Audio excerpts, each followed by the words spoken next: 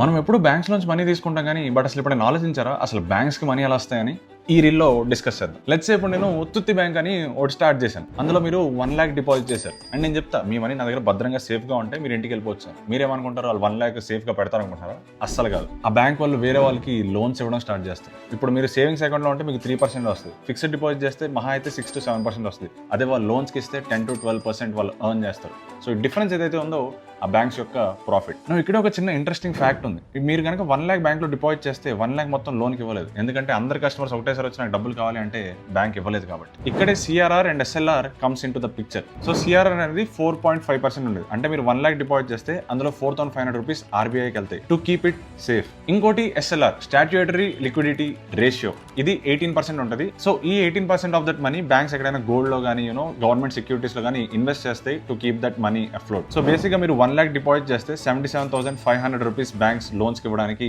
Use చేస్తాయి. So మనం చేస్తున్న డిపాజిట్స్ వల్ల బ్యాంక్స్ వాటిని లోన్స్ కి ఇచ్చి ఇంకా ఎక్కువ మనీ జనరేట్ చేస్తున్నాయి. So basically banks are creating money out of thin air. It's crazy concept కదా. సో ఈ రీల్ కనుక మీరు నేర్చుకుంటే టీఎఫ్ఎస్ పేజ్ ఫాలో అయి పెట్టుకోండి, ఇంకా మంచి ఇన్ఫర్మేషన్ వస్తూనే ఉంటుంది.